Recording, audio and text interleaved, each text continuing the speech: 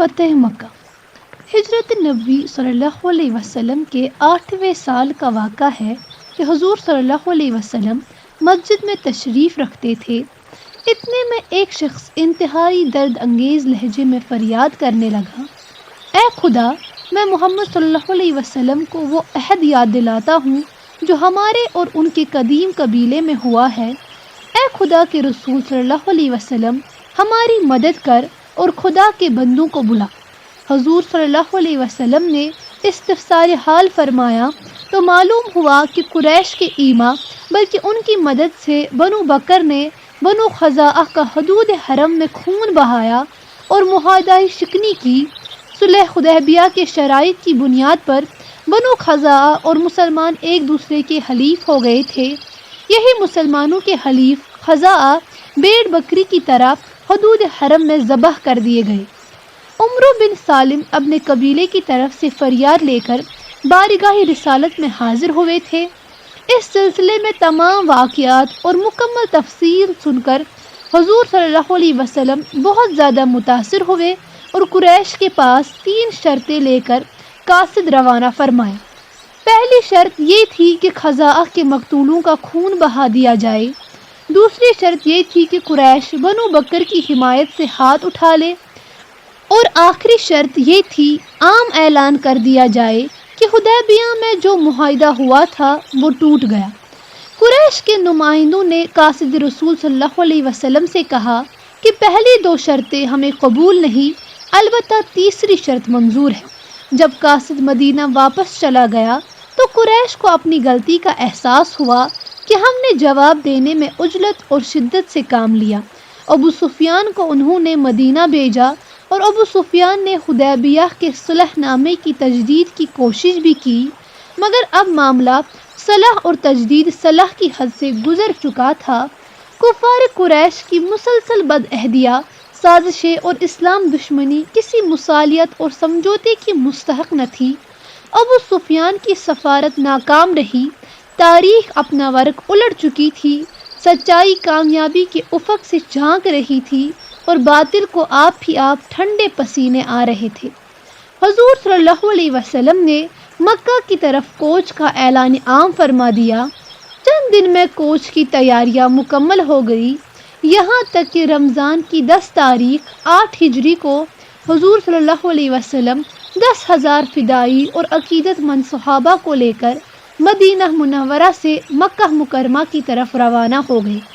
منزلوں پر منزلیں طے کرتا ہوا یہ مقدس لشکر مکہ کے حدود میں داخل ہوا۔ حضور صلی اللہ علیہ وسلم نے حضرت عباس کو حکم دیا کہ جاؤ ابو سفیان کو قلعہ کوہ پر لے جا کر کھڑا کر دو تاکہ وہ اپنی آنکھ سے اللہ کی فوج کے جلال و ستوت کا مشاہدہ کر لے۔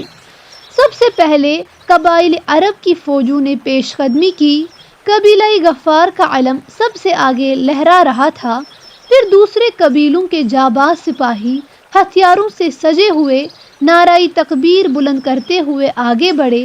ابو سفیان اس منظر کو دیکھ کر سہم سہم جاتا، تکبیروں کے پرجوش نعروں نے اس کے بدن کے رونگٹے کھڑے کر دیے۔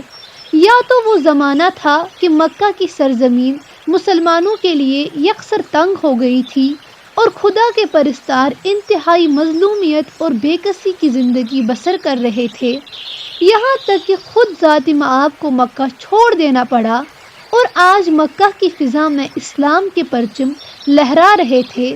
مظلومیت فتح اور غلبے سے بدل گئی تھی، کفر چھپنے کے لیے پناہ ڈھونڈ رہا تھا اور باطل کی ستوت سر بگریباں بلکہ خاک بسر تھی۔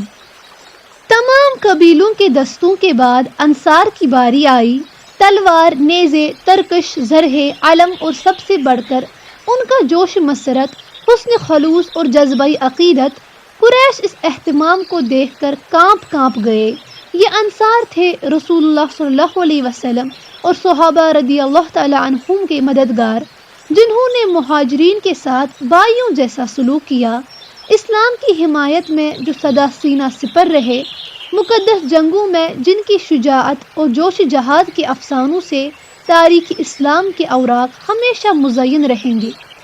قبیلوں کے تمام دستے ایک ایک کر کے گزر چکے، تو سب سے آخر میں خود محمد مکی مدنی و عربی صلی اللہ علیہ وسلم کی سواری بعد سواری مکہ سے گلی کوچوں کو مہکاتی ہوئی اور خاک کے زروں کو ماہ و مہر بناتی ہوئی نظر آئی۔ حضرت زبیر بن عوام کے ہاتھ میں علم نبوی تھا اور حضور صلی اللہ علیہ وسلم نے فرط تواضع اور جذبہ تشکر سے سر مبارک کو جھکا لیا تھا کہ جبھی مبارک کو کجاوے سے لگ گئی۔ جس وقت انصار کا لشکر مکہ میں داخل ہوا تھا تو حضرت سعد بن عبادہ جیش انصار کے علمبردار تھے، ان کے منہ میں جوش کی حالت میں نکل گیا تھا کہ آج گمسان کا دن ہے، آج کعبہ حلال کر دیا جائے گا۔ اس جملے کو جس قریشی نے سنا لرز گیا۔ ابو سفیان نے جب کوہ کعبہ نبوت کو دیکھا تو ڈرتے ڈرتے شکایت کے لہجے میں پکارا، آپ صلی اللہ علیہ وسلم نے سنا عبادہ کے بیٹے سعد انصار کے علمبردار نے کیا کہا تھا؟ حضور صلی اللہ علیہ وسلم نے فرمایا، سعد نے ٹھیک نہیں کہا، آج تو کعبے کی عظمت کا دن ہے۔ اس ارشاد کے بعد حضور صلی اللہ علیہ وسلم نے حکم فرمایا کہ جیش انصار کا علم سعد بن عبادہ سے لے کر ان کے بیٹے کو دے دیا جائے۔